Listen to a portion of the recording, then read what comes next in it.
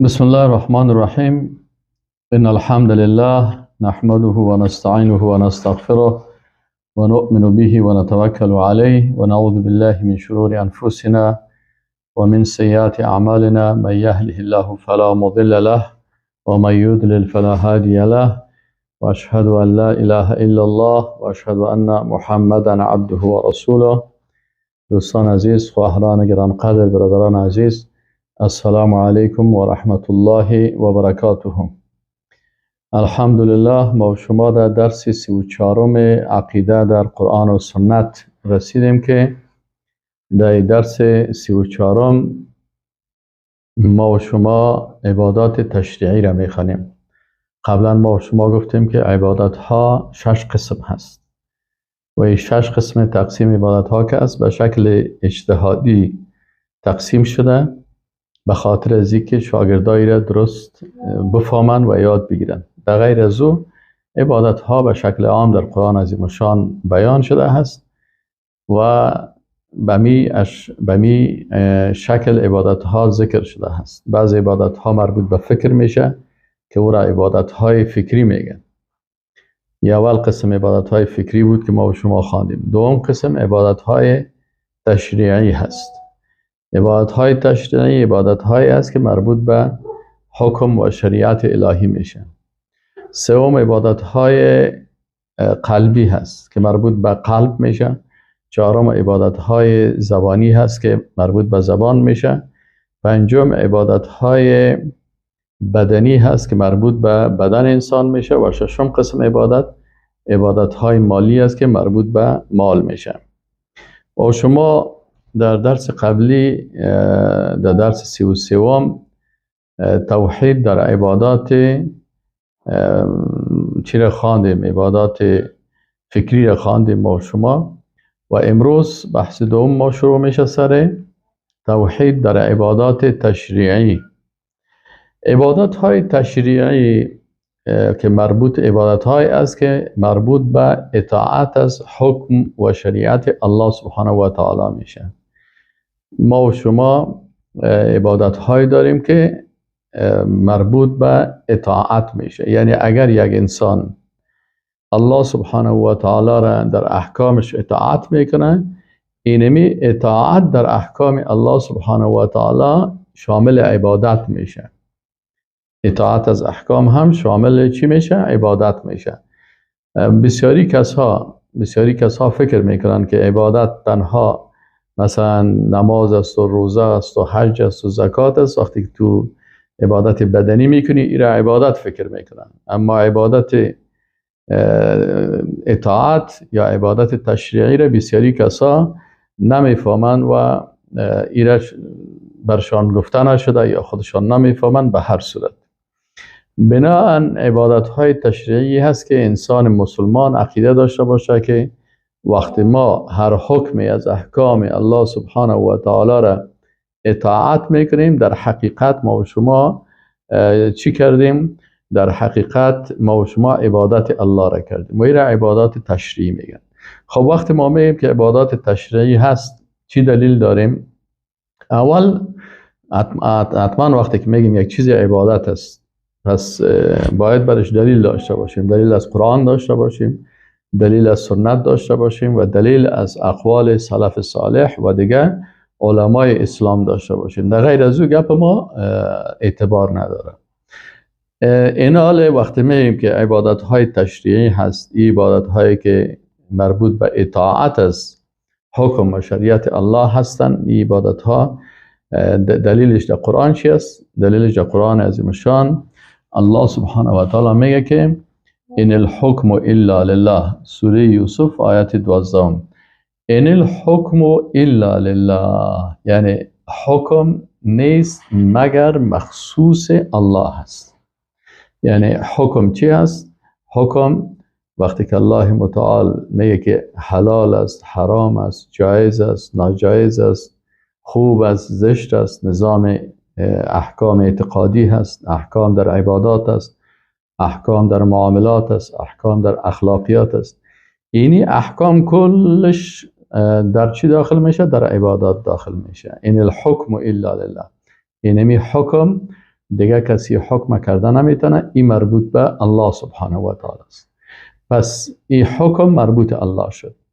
و بعد از این آیت به ادامهش میگه امر الله تعبدوا الا ایاه. امر کرده الله متعال الله تعبدوا، ای که شما عبادت نکنین الا ایاه، بغیر از او، یعنی شما بغیر از الله کسی دیگر عبادت نکنین. ببینین اینجا گفت که این الحکم الا لله، باز پشت سرش آمد گفت امر الله تعبدوا الا ایاه. حالا پس اینجا از این معلوم میشه که اطاعت از حکم چی است؟ عبادت است. امر الله تعبدوا الا ایاه، امر کرد که عبادت نکنین بغیر از الله. حکم هم مخصوص الله شد و عبادت حکم که اطاعت از الله هست، اطاعت از شریعت الله هست، این هم مخصوص الله هست. ذلك الدین القیم، الله متعال میگه اینمی دین استوار و پاورجا هست، اینمی دین الله هست. ولكن اکثر الناس لا يعلمون، لکن اکثریت مردم علم ندارن، نمیفهمن. به این خاطر بسیاری کسا عبادت تشریعی را نمیفهمن. و یا ای که مثلا وقتی که در بعضی کشورها حکم طاغوت است، طواغیت نخواستن که برای مردم، برای جوانا، برای مردم حکم تشریعی الله بیان شود، که وقتی ما از شریعت الله اطاعت میکنیم، این حکم تشریعی الله، این خود عبادت است. اینا اگر یک کس نمیکنه، خود این حکم غیر الله را اطاعت میکنه، خب باز شرک میشه. پس بسیاری از کشورها طواغیت ایره منع کردن و اجازه نمیتن که مثلا مسلمان ها یا در کتاب های اسلامی این احکام تشریح و توضیح شود. به این خاطر چی میشه؟ به این خاطر این مشکل در بین از اینا پیدا میشه که بسیاری کسایی را نمیفهمن. خب پس دلیل اولش چی شد؟ دلیل اولش همین شد که ان الحکم الا لله امر الله تعبدوا الا ایاه، حکم مخصوص الله هست و امر کرده که عبادت نمیشه مگر او. یک. دوم نقطه ای است که و این دین چی است؟ و ذالک دین القیم، این دین قیم و استوار هست. یک. پس وقتی که اطاعت از حکم، اطاعت از تشریع این عبادت شد، اینال مخالفت از چی میشه؟ شرک در عبادت میشه. شرک در، از این خاطر شرک در حکمی را گفته میشه. اینال در هر بخش از حکم الله که انسان مخلوق را اطاعت میکنه، در حقیقت او را شریک کرده در عبادت الله. پس اینال اگر کسی مثلا از یک کس پرسان بکنیم که اگر یک کسی به غیر الله سجده میکنه، آیا این شرک است؟ در شریعت رسول الله صلی الله علیه و سلم میگه بله، سجده کردن به مخلوق در شریعت اسلامی این شرک است، به خاطر از اینکه ما فقط عبادت برای الله میکنیم. اگر بگوییم که خب حمد یک عبادت است، بله عبادت زبانی است، اگر به غیر الله کس حمد میگه، این شرک در حمد میشه. پس شرک در سجده هست، شرک در رکوع هست، شرک در سجده هست، شرک در قیام هست. مثل که همین قسم توحید است در عبادات بدنی، همین قسم شرک است در عبادات بدنی. اینمی قسم شرک در اطاعت، توحید در اطاعت است، و او چی است که اطاعت از حکم الله بکنی، این عبادت الله شد. اینال اگر کسی در احکام قوانین دیگرها را اطاعت میکنه، این کسی که قوانین دیگرها را اطاعت میکنه، قوانین غیر الله را، پس این شرک در چی میشه؟ شرک در اطاعت یا شرک در تشریع گفته میشه. خب شاید یک کسی بگوید که آیا شرک در حکم در قرآن عظیم الشان گفته شده هست؟ درش میگیم بله. در سوره کهف آیت 26 شما باز بکنین، الله متعال میگه ولا یشرک فی حکمه احدا. اینه و الله شریک نمیکنه در حکمش هیچ کسی را. اینه می قسم که الله متعال امر ان لا تعبدوا الا ایاه، امر کرده که عبادت نکنیم بغیر از الله. و وقتی که در عبادت ایاک نعبد و ایاک نستعین، خاص الله را عبادت میکنیم و خاص از الله استعانت میکنیم. پس حکم اطاعت از حکم هم عبادت شد. وقتی که اطاعت از حکم هم عبادت شد، به این حساب الله متعال میگه ولا یشرک فی حکمه احد، الله کسی را در حکمش شریک نمیسازه. همین قسم که در نامهاش کسی را شریک نمیسازه، در صفاتش کسی را شریک نمیسازه، در عبادتش کسی را شریک نمیسازه. به همین شکل الله متعال در حکمش کسی را شریک نمیسازه. پس اینجا باید بفهمیم که در حکم هم توحید است و هم شرک است. اطاعت از حکم الله عبادت الله و توحید است، و اطاعت از قوانین غیر الله، هر قانونی که باشه که ضد شریعت الله هست، این چی است؟ این اطاعت چی میشه؟ این شرک میشه در اطاعت و شرک میشه در عبادت تشریعی. این بسیار موضوع مهم است. این توضیحات وقت ما هم نمیفهمیدیم و در مدرسه و پانتون اینجا که خوانده بودیم کسی بر ما نگفته بود و به این خاطر ما خوشحال بودیم که مدرسه خواندیم، فاکولته خواندیم، لیسانس گرفتیم، ماستری در شرایط داریم، این لیسانس در شرایط داریم، از دارالعلوم عربی مثلا کابل فارغ شدیم، ولی این موضوعات نمیفهمیدیم و بسیاری کسا هست مخالفت که میکنن بیچاره همین موضوع را نمیفهمن، برشان گفته نشده هست و اگر دقیق در این باره تحقیق بکنن میفهمن انشاءالله. امام الطبری رحمه الله میگه که ولا یجعل الله فی قضائه و حکمه فی خلقه احدا سواه شریکا. میگه الله سبحانه و تعالی ولا یشرک فی حکمه احدا را امام الطبری میگه الله متعال در قضایش و حکمش، اگر الله فیصله میکنه، قضاوت میکنه و حکم میکنه، تشریع میکنه در مخلوقاتش، میگه احدا سواه شریک، هیچ کس را شریک نمیسازه. نه کس حق داره که ضد احکام الله قضاوت و فیصله بکنه در نظام قضایی اسلام، و نه کسی هم حق داره که مخالف حکم الله قانون بسازه. بل هو المنفرد بالحکم والقضاء فیهم، بلکه الله ذات یگانه هست در حکم و در حکم یعنی تعیین کردن احکام، والقضاء و قضاوت کردن فیهم در بینشان، و تدبیرهم و در تدبیر حکم و تصریفهم و در تصرفشان فیما شاء و احب. خب و به می خاطر الله سبحانه و تعالی به رسول الله صلی الله علیه و سلم خطاب میکنه که ثم جعلناک، سوره جاثیه آیت 8 هم ببینید، ثم جعلناک علی شریعت من الامر فاتبعها. پس اینجا حکم شد بالای رسول الله صلی الله علیه و سلم، ثم سپس جعلناک علی شریعت من الامر، تو را گردانیدیم بر شریعت از اوامر، فاتبعها، پس مطابقت از امی شریعت بکو. اینمی مطابقت از شریعت ای چی شد؟ امر الله شد و یک فرض است. اینال کسی که فرض قبول نمیکنه کافر است و کسی که فرض اطاعت نمیکنه ای گناهکار است و کسی که باز ایره از غیر الله اطاعت میکنه بازی شرک است. اینال الله شریعت فرستاد، قبولی شریعت الله ای چی است؟ ای واجب هر مسلمان است. عقیده داشتن به شریعت الله ای عقیده توحید است و مخالفت با ای و در این شریعت عوض شریعت الله قانون دیگه راوده و به عوض از جاگزین ازی کردن، ای باز اونمون مخلوقی که این قانون ساخته او را اگر اطاعت کس میکنه او را شریک ساخت به امرای الله سبحانه و تعالی. ولا تتبع، الله متعال میگه و مطابقت نکو از اهواء الذین لا یعلمون، از خواهشات کسایی که علم ندارن. خب و کسی که علم نداره این خواهشات داره.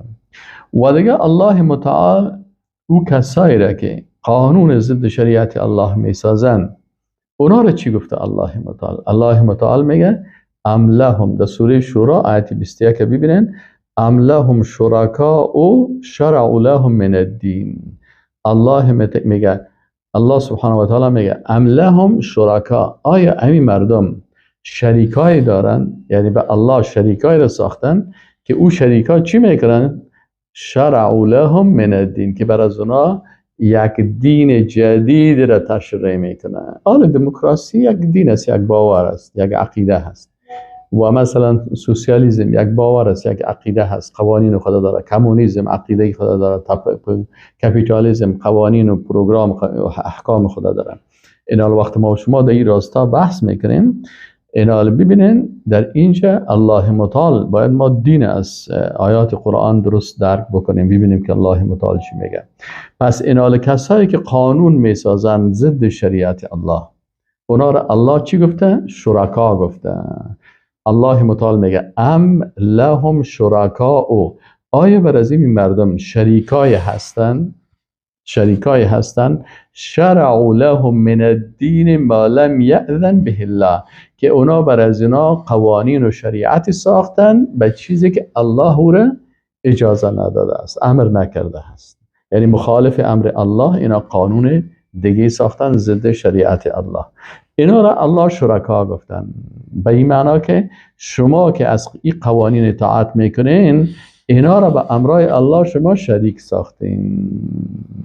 ولولا کلمة الفصل لقضی بینهم، الله متعال میگه اگر تقدیری قسم نمی بود که برای مردم فرصت داده میشد و عمرش مقدر می بود، اینال الله متعال فیصله در بینشان میکرد، اینا هم مثل قوم عاد و ثمود و قوم فرعون و فرعونی ها هلاک میکرد. و این الظالمین لهم عذاب علیم، اینال کسی که این ظلم میکنن الله متعال میگه بر از اینا عذاب بسیار دردناک هست. ابن کثیر میگه هم لا یتبعون ما شرع الله لك من الدین القویم، میگه اونا که هستن یعنی مشرکین مطابقت نمیکنن آنچه را که الله سبحانه و تعالی شریعت گردانیده هست از دین قویم، از دین استوار. بل یتبعون، بلکه اونا مطابقت میکنن ما شرع لهم شیاطینهم من الانس من الجن والانس، بلکه این مردم چی میکنن؟ اینا مطابقت میکنن او قوانین را، او شریعت را که برشان ساخته هست، شیطانایشان، شیطانای جنی باشه یا شیطانای انسانی باشه. پس اونا دو قسم شریعت شد، یکی شریعت الهی شد، احکام الهی شد، یکی شریعت شیطانی و قوانین شیطانی شد. الله متعال میگه که او شریعتی که بالای تو نازل شده رسول الله صلی الله علیه و سلم، اینا از این اطاعت نمیکنن. هم لا یتبعون ما شرع الله لك من الدین القویم بل یتبعون، بلکه اونا مطابقت میکنن ما شرع لهم شیاطینهم. این علامه ابن کثیر تفسیر میکنن یا شریفه، بلکه اونا مطابقت میکنن از او قوانینی که تشریع کرده برشان که شیطانایشان از جنها و انسان ها، من تحریم ما حرموا علیهم، از حرام کردن او چیزهایی که بالایشان حرام کرده، من البحیرة والصائبة والوسیلة والحام و تحلیل المیتة والدم. همین چیزهایی که مثلا در جاهلیت مثلا حرام کرده بودن، بحیره میگفتن، یک قسم شترا بود میگفتن نمیخوریم گوشه بحیره است، یک قسمش صائبه میگفتن حیوانات، یک قسم وسیله میگفتن، یک قسم حام میگفتن. دیگه حلال کردن خود گوشت مردار شده را و حلال کردن خون و قمار الى نحو ذلك من الضلالات والجهالات الباطله. میگه دیگه از این امور گمراهی و جهالت های باطل التي كانوا قد اخترعوها في جاهلیتهم، اینا اختیار کرده بودن اینه در جاهلیتشان، من التحلیل و تحریم و العبادات الباطله و الاقوال الفاسده، بینشان حلال و حرام و عبادات باطل و اقوال فاسده این بود. حلال از دل خود جور کرده بودن، حرام از دل خود جور کرده بودن، عبادت ها از دل خود جور کرده بودن و سخن های باطل اینا چی کرده بودن؟ از خود جور کرده بودن. خب این شد دلیل از آیات قرآن و علمایی که آیات تشریح کردن. دلیل دوم در این که اطاعت از شریعت الله عبادت است، در احادیث رسول الله صلی الله علیه و سلم ذکر شده است که امام ابن ماجه رحمه الله روایت میکند عن عبد الرحمن ابن عمرو السلمی انه سمع العرباض ابن الساریه یقول عرباد بن ساریه میگه فرمود رضی الله عنه، میگه وعظنا رسول الله صلی الله علیه و سلم موعظتا، میگه رسول الله صلی الله علیه و سلم بر ما یک موعظه کردن که ذرفت منها العیون، که چشمای ما در گریه آمد. و یعنی ذرفت منها یعنی چشما به چی آمد؟ به گریه و به اشک ریزی شدن. و وجلت منها القلوب، در این موازی رسول الله صلی الله علیه و سلم میگه قلبای ما در ترس آمد. فقلنا یا رسول الله، میگه ما گفتیم که ای رسول الله صلی الله علیه و سلم ان هذه لموعظه مودع، میگه آیا ای وعظ یعنی وداع کننده هست که تو امرای ما وداع میکنی؟ فماذا تعهد الینا، پس به امرای ما چی عهد میکنی که ما او را وفا بکنیم؟ قال، میگه رسول الله صلی الله علیه و سلم گفت قد ترکتکم علی البیضاء، میگه من شما را با راه روشن ترک کردیم، یعنی قرآن و سنت را که بر ما گذاشتیم این راه روشن است. لیلها کنهارها، شبش مثل روزش است، یعنی کلش روشن معلوم دار است، دو هیچ چیز کمی و نقصان و خلل نیست. لا یزیغ عنها بعد الا هالک، میگه از این سرکشی نمیکنه بعد از من مگر کسایی که هلاک شدن. من یعش منکم فسیر اختلافا کثیرا، رسول الله صلی الله علیه و سلم میگه از شما کسایی که زندگی بکنن بعد از این اختلافات بسیار زیاد میبینن. چرا؟ بعد از رفتن پیغمبران اختلافات زیاد میشن. فعلیکم، پس فرض است، واجب است، لازم است بالای شما بما عرفتم من سنتی و سنت الخلفاء الراشدین، پس میگه شما بالایتان لازم است، واجب است او چیزی را که از ما فهمیدین سنت های مرا بگیرین و سنت الخلفاء الراشدین المهدیین، و سنت خلفای راشدین که بعد از ما خلافت اسلامی می باشه و در این خلافت اسلامی خلفای راشدین می باشن که اونا کسایی هستن که هدایت شدن. پس شما روش و طریقه مرا بگیرین و روش و طریقه خلفای راشدین بگیرین. عضوا علیها بالنواجذ، شما این قدر محکم بگیرین مثل که یک کس یک چیزی را محکم میگیره دستش زورش نمیرسه، بالاخره که دندان خود محکم میگیرین، دندانای بغلی نواجذ خوب و محکم میگیره که خطا نخوره. میگه شما هم روش سنت مرا و سنت خلفای راشدین به این شکل محکم بگیرین. عضوا علیها و علیکم بالطاعه، و بالای شما فرض است، اطاعت است، ولی امر مؤمنین، ولی امر که اطیعوا الله و اطیعوا الرسول و اولی الامر منکم، اطاعت است کی میشه؟ از الله و از رسولش و اولی الامر منکم. اینجا گفته اولی الامر منکم یعنی امو اولیای امور شما، یعنی رهبریت سیاسی شما که اینا چی هستن؟ این رهبرات سیاسی تنخواه رهبر سیاسی هست یا علما هستن، متوجه هستین؟ اینا کلش رهبریت میان. چی رهبرای سیاسی هستن، چی رهبرای فکری هستن، چی رهبرای چی هستن؟ رهبرای علمای اسلام هستن که مثلا در لباس علما یا حکام یا در لباس اینا. شما این اول امر کلشان اول امر ما هستن. پس شما از کدام از اینا اطاعت میکنین؟ از اونایی که این منکم از شما هستن و اونا اطاعت از الله و رسول میکنن، یعنی اطیعوا الله و اطیعوا الرسول و اولی الامر منکم. اینجا ببینید نگفت که و اطیعوا اولی الامر منکم. چرا؟ به خاطر ازی که این قید شد اطاعت اولی الامر به اطاعت الله و اطاعت رسولش. این حال وقتی که شما یا چی داشتین؟ رهبر سیاسی داشتین یا رهبر دینی داشتین که مثلا علمای اسلام هستن یا رهبرای سیاسی هستن، اینا را چه وقت شما اطاعت میکنن؟ که اینا اطاعت از الله میکنن و اطاعت از رسول الله صلی الله علیه و سلم میکنن و اولی الامر شما هستن، منکم از شما هستن، یعنی شما مسلمان هستین اونا هم مسلمان هستن. پس از اینا باید شما اطاعت بکنین، یعنی از اولی الامری که اونا به حکم الله، یعنی شریعت الله را تغییر ندادن که قانون دیگر بسازن. وقتی قانون دیگر آوردن باز او خودش به طاغوت مبدل میشه. اگر عالم باشه باز او اگر شریعت الله را تغییر میده، اگر حاکم بود باز او طاغوت مطاع گفته میشه، اگر عالم دین بود و مفتی بود بازی طاغوت مطبوع گفته میشه. پس الله متعال میگه که شما از کی اطاعت بکنین؟ اول از الله اطاعت میکنین، باز اطاعت از رسولش میکنین، باز اطاعت از کی میکنین؟ از اول الامرتان، یعنی رهبرای سیاسی و رهبرای دینی تان میکنین، به شرطی که اینا از شما مسلمان ها باشه، منکم از شما مسلمان ها باشه، یعنی از بین شما خارج نشده باشه که خودش بیدین باشه یا کافر باشه یا مرتد باشه، و به شرطی که امی اطاعت از الله و رسول خودش بکنه. اینا هر حاکمی که اطاعت از الله و رسولش میکنه و حکمش مطابق حکم قرآن و سنت است، از این گفته اطاعت بکنین.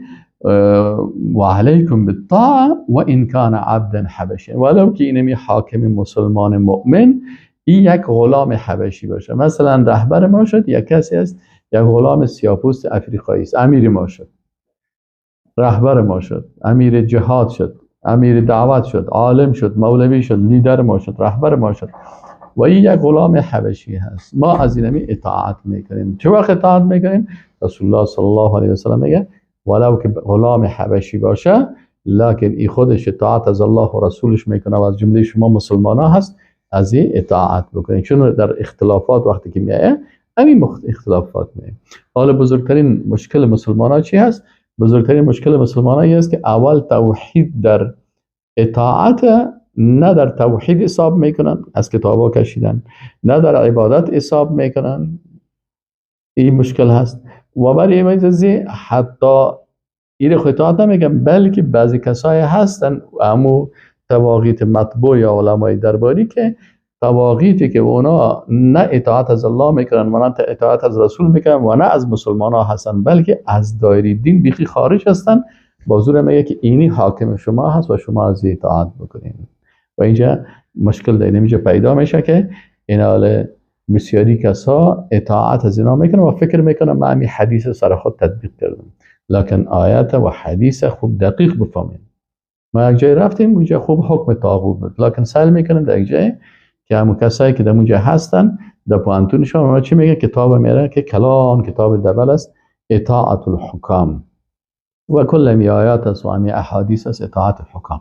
بله یا اطاعت حکام که است نظر به آیات قرآن که اطیع الله و اطیع الرسول و اول الامر منکم، اطاعتشان بالای ما فرض است، واجب هست. لکن کدام حاکم؟ حاکمی که خودش اطاعت از الله و رسولش میکنه و از جمله مسلمان ها هست. این سه شرط حاکم است. آلی حاکم وقتی که اطاعت از الله نمیکنه، به عوض قانون، به عوض شریعت الله، احکام الله، این رفته قوانین مارکس و قانون انگلس و قانون امریکا و قانون غرب یا قانون نفس خدا یا قانون پدرای خدا، قانون ضد ازی ساخته است. به عوض اطاعت از رسول الله صلی الله علیه و سلم که رهبر خود رسول الله را قرار بده، رفته رهبر خود یک کافر تا گرفته و از کافر اندیشه های از او اطاعت میکنن. و چی هسته؟ این حال وقتی که اطیع الله و اطیع منکم از جمله شما باشد، در حالی که از جمله ما نیست، برآمده از دین و برش دلایل هست که این چی هسته؟ این در شرک و در کفر مبتلا هست و در ارتداد مبتلا هست. از این خاطر اینی اطاعت از حکم الله عبادت است و مخالفت از حکم الله چی است؟ این شرک است و کفر است. رسول الله صلی الله علیه و سلم و قرآن و سنت سبحان الله برای ما و شما این مسائل بسیار تشریح میکنه و توضیح میکنه و بیان میکنه به خاطر از اینکه انسان خوب دقیق بفهمه. مثلا بخوانید یه حدیث دیگر درباره اینکه اطاعت از حکم الله عبادت است، اطاعت از شریعت الله عبادت است. این حدیث شریف 100% این موضوع را برای ما و شما تشریح میکنه. امام ترمذی رحمه الله روایت میکنه عن عدی ابن حاتم. عدی ابن حاتم یک صحابی بود و این صحابی از صحابی رسول الله صلی الله علیه و سلم است. نه مسلمان شدن، قبلا نصرانی بود. چون صحابه رسول الله صلی الله علیه و سلم بعضیشان قبلا مشرک بودن آمدن مسلمان شدن. یک عبدالله ابن سلام قبلا یهودی بود آمد مسلمان شد و عدی ابن حاتم نصرانی بود آمد مسلمان شد. پس مشرکین هم مسلمان می شدن، یهود هم مسلمان می شدن و نصرانی ها هم مسلمان می شدن. عدی ابن حاتم رضی الله تعالی عنه، این صحابی بسیار جلیل القدر است، خودش قبلا نصرانی بود و مسلمان شده. قصه خدا میکنه و فهم خدا برای ما و شما بیان میکنه و در این حدیث علمایی را ذکر میکنن تا که ما بفهمیم که آیا اطاعت از حکم عبادت هست یا نیست. عدی بن حاتم رضی الله عنه میگه که اتیت النبی صلی الله علیه و سلم، میگه من پیش رسول الله صلی الله علیه و سلم آمدم و فی عنقی صلیب من ذهب، در گردن من یک دانه صلیب بود. صلیب همی علامت جمع واره هست، باز کمه که نیش در ویلتر است. این به خاطر از این است که اونا عقیده دارن که عیسی مسیح علیه السلام در صلیب اویزان شده، بازم چوب صلیب. همین نصرانی ها چون عقیده دارن که عیسی مسیح کشته شد و 3 روز کشته در دار اویزان کردن، به این اساس اونا عقیدهشان نصرانی ها همی است که عیسی مسیح صلیب شده و از این خاطر این صلیب مقدس میدارن و این در گردن خود میندازن و این یک علامت از نصرانی ها هست. آل عدی بن حاتم مسلمان شده لکن نمیفهمه که مثلا وقتی انسان مسلمان بود نباید علامات شرک و علامات کفر در گردن خود یا در مجالس کفری اشتراک بکنه، یا مثلا لباسی که مربوط به کفار سوره بپوشه، لباسی که دلالت میکنه به کافر بودن یک شخص. مثلا اون دوها یک لباس خاص دارن، لباس های رنگ خاص داره، یا مثلا بت پرستا هستن یک تعدادشان ژاپنی ها و اینا را که شما سعی کنید از بعض منطقه‌های جنوب شرق آسیا، در بسیاری در میدان هوایی هندوستان یک وقت ما رفتیم، من مریض بودم اونجا، می‌دیدی که یک سرایشان کل، ریشایشان کل، بروتایشان کل، کالای زرد دارن. مثلا یعنی کالای زرد ریش کل شاید معلوم میشه، هر کس که سوال میکنه یا میگه ولی اونو بت پرستای فلانی چی هستن. یا مثلا نصرانی ها لباس خاص دارن و در گردن خود مثلا صلیب اویزان میکنن، کس اویزان کنه و نصرانی میگه که یم به می دین هست و یا نصرانی هست. به هر صورت اینال عدی بن حاتم نو مسلمان شدن و بسیاری مسائل وقتی که صحابه نو مسلمان می شدن بعضی احکام نمیفهمیدن و به می خاطر رسول الله صلی الله علیه و سلم چی میکردن؟ رسول الله صلی الله علیه و سلم بر از اینا امی احکام بیان میکرد. خب آل عدی بن حاتم رضی الله تعالی عنه میگه که من آمدم پیش رسول الله صلی الله علیه و سلم در حالی که در گردن ما صلیبی بود، فی عنقی صلیب من ذهب، در گردن ما یک صلیبی بود که ای از طلا ساخته شده بود، یا هم در گردن ما ویزه شده بود. آمدم. خب این صحابی نو مسلمان شد، به این مسائل توجه نداره، مثل که امروز بسیاری کسا نمیفهمه که حالا ما مثلا در جشن کریسمس میریم چی معنا؟ در کریسمس وقتی یک نفر میره به این معنا که اونا همین جشن نمیگیرن، به این عقیده هستن که در این روز العیاذ بالله بچه الله تولد شده، یعنی عیسی مسیح میگن که این ابن الله هست، امروز بچه الله تولد شده. آلی یک مسلمانه که عقیده را درست میفهمه که میگه لم یلد ولم یولد ولم یکن له کفوا احد، این عقیده را بفهمه، چطور جرأت میکنه که در مجلس از اونا اشتراک بکنه؟ چرا رضایت به کفر است، رضایت به کفر است و اشتراک در مجلس کفری کفر است. در حزب صهیونیستی یا در حزب کفری یا در حزب کمونیستی یا در حزب هندوها یا در حزب بت پرستا داخل شدن، این رضایت به اوی کفر است. بنابراین کسی که عقیده درست بفهمه نه در تو احزاب داخل میشه و نه علاماتشه و نه در مجالسشان اشتراک میکنه. عدی بن حاتم رضی الله تعالی عنه میگه که من در این مجلس اشتراک کردم، همین چیزا میگه من نمیفهمیدم، یعنی آمدم پیش رسول الله صلی الله علیه و سلم و در گردنم صلیب از ذهب بود.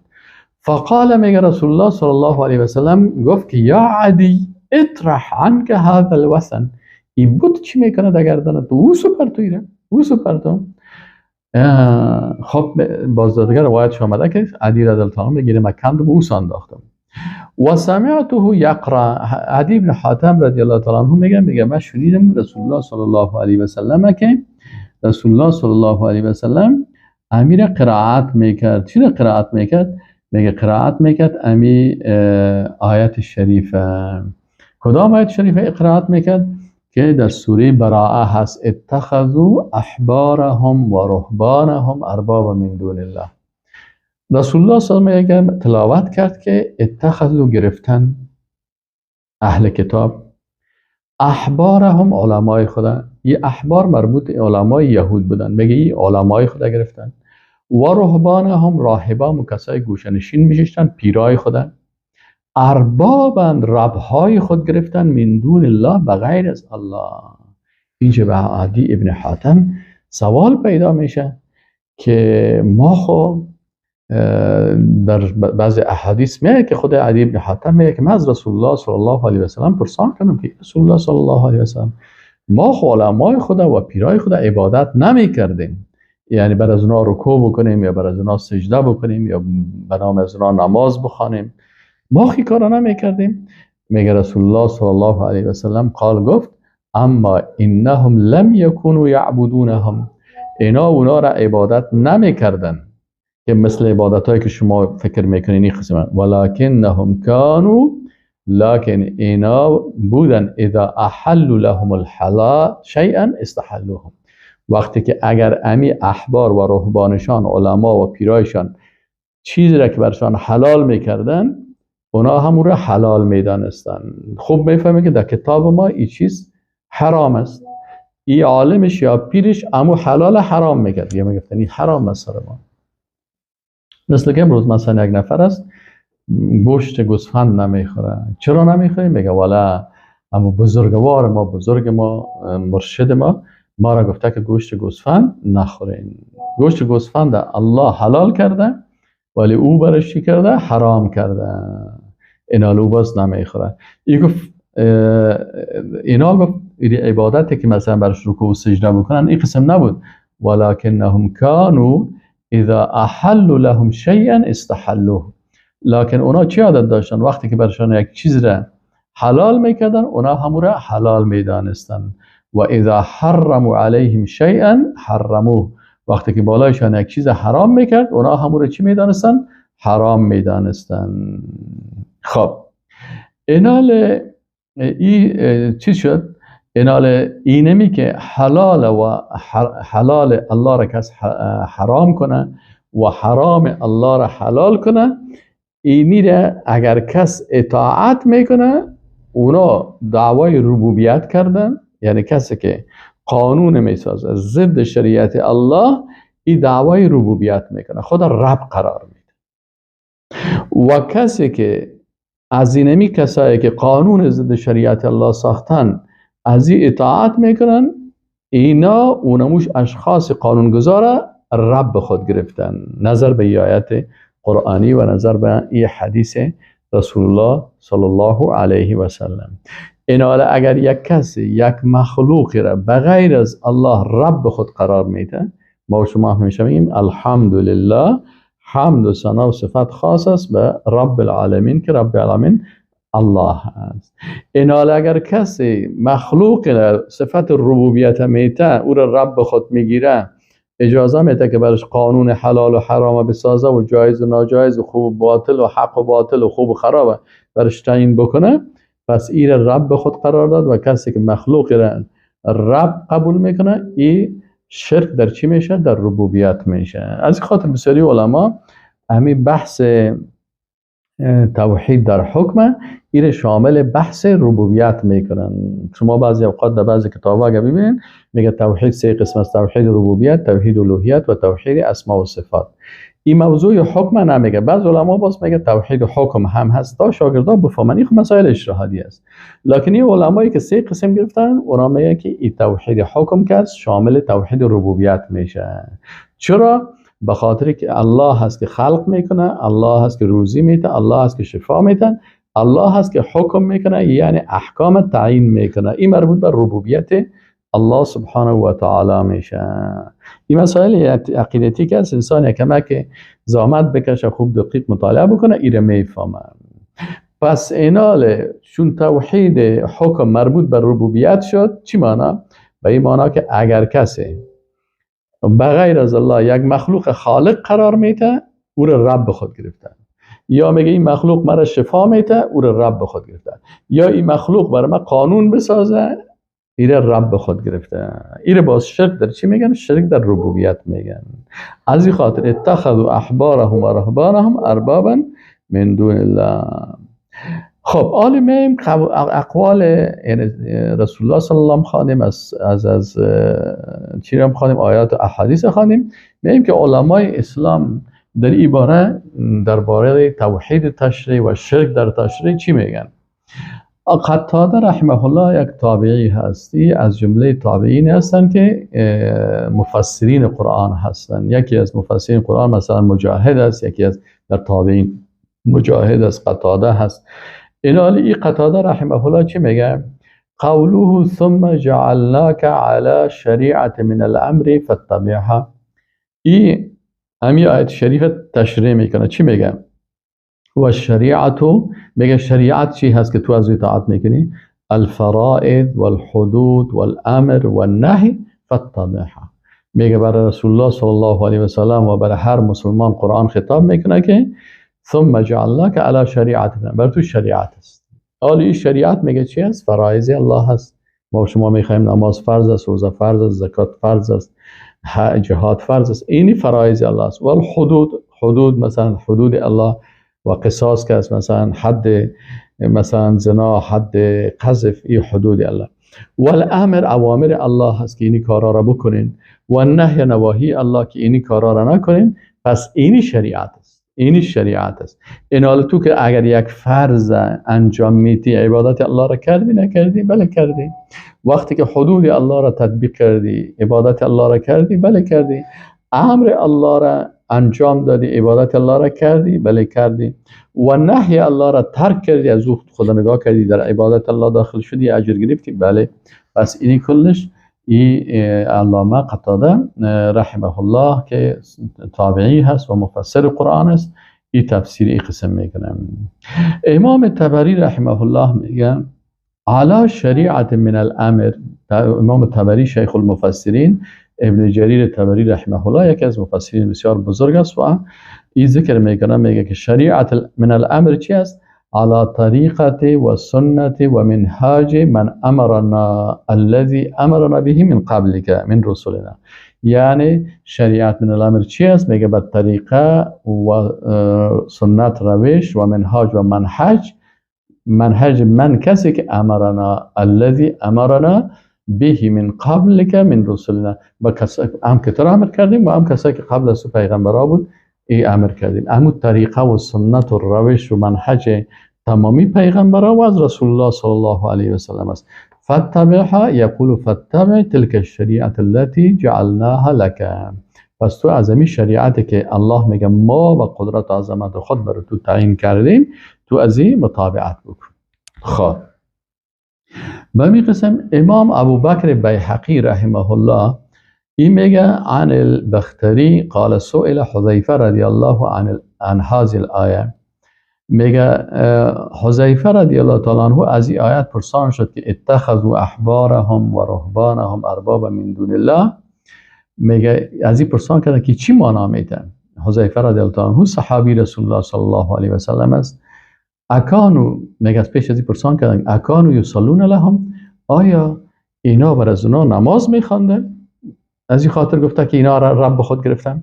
قال، میگه ابو حذیفه گفت که لا، نه خیر، اونا برشان نماز نمیخواندن، ولکنهم كانوا یحلون لهم ما حرم علیهم. اونا برشان حلال میکردن او چیزی را که حرام شده بود بالایشان. فیستحلونه، و اینا هم او را حلال قرار میدادن. الله گفته که شراب حرام است. پاپ یا کشیش یا راهب یا احبار یا رهبان یا پیرا یا علما ایمین و میگن شما شراب حلال است بخورین، اینا هم قبول میکنن. وقتی که قبول کردن، تعیین ای که شراب حرام است از جانب الله هست، یا که وقتی را قبول کردن اینا را رب خود گرفتن. این تفسیر کی است؟ تفسیر حذیفه رضی الله عنه است.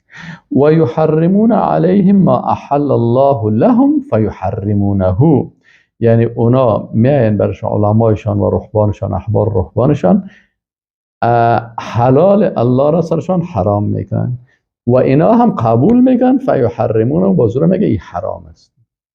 در کتاب خود میفهمه که همین چیز حلال است گوشت گوسفند حلال است، گوشت گاو حلال است. کی برات حرام کرده؟ پیرم برام گفته که ایره نخور. چرا؟ والا حرام کرده، گفته که نخورین باز تقوای تو کم میشه. خب وقتی که رسول الله صلی الله علیه و سلم و صحابه میخوردن تقوای از اوناست، تقوای تو کده کمتر بود. یعنی با ترک گوشت گوسفند انسان تو خبیخی از دایره ایمان خارج میشه. اینا فیحرمونه، باز اینا امو حلال الله را باز اینا قبول میکردن، حرام میدانستن. فصاروا بذلك اربابا. خب دقیق سعی کن صحابه چه خوبش میگه فصاروا بذلك اربابا. با اینی خاطر اونو کسایی که حلال حرام کردن و حرام حلال کردن اونا ارباب شدن، خودشان دعوای ربوبیت کردن و اینا اونا را من حیث رب خود قبول کردن. من حیث رب خود. این شرک در چی شد؟ شرک در ربوبیت هم میگن، شرک در تشریع هم میگن، شرک در اطاعت هم میگن. نام های مختلف داره. بعضی کسایی شرک سیاسی هم میگن. چرا شرک سیاسی میگن؟ چون اکثرا سیاستمدارا این کارا میکنن. چون در رأس قدرت سیاسی هست، حلال حرام میکنه، حرام حلال میکنه. الله گفته که زنا حرام است، در قانون از زنا اجازه هست. وقتی که گفتی زنا اجازه هست یعنی چیزی را که الله گفته حرام است، رجس من عمل شیطان فاجتنبوه. مثلا شما در بسیاری اوتلا وقتی که برین در نظام های طاغوتی شراب اونجا مباح است، یعنی کسی الله گفته حرام است، عمل شیطان است، اجتناب بکنین. این رهبر یا یه رهبر سیاسی میگه که مشکل نداره و اجازه هست و مباح هست و مردم میتونن از این بخورن و اوتلا باید باشه، به خاطر از اینکه سیاحت ما داریم و تجارت داریم و فابریکه شراب و تجارت شراب، از هیچ کدامش اجتناب نکنین، بلکه حتی عسکر و پلیسیات دفاع بکنن از این قسم شراب، این قسم قمار، این قسم زنا. این حال کسی که شریعت الله را که حرام الله را جایز قرار میده، حلال قرار میده، مباح قرار میده، این چی است؟ کافر است. اما بسیاری کسا اینو میده نمیفهمن. این حال این کسایی که قوانین ساختن دعوای ربوبیت کردن خودش کافر شد به خاطر که ربوبیت ادعا میکنن. و کسایی که پیروی از قانون از اینا میکنن اینا چی میشن؟ اینا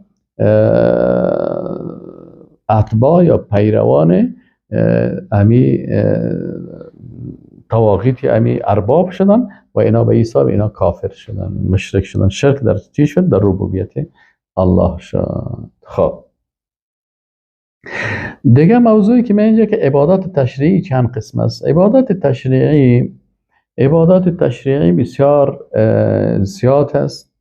عبادات تشریعی مثلا در آیات قرآن الله متعال میگه یا ایها الذین آمنوا ادخلوا فی السلم کافه، ای مؤمنان در اسلام مکمل داخل شوین. در اسلام مکمل داخل شوین. این آیت قرآن هست.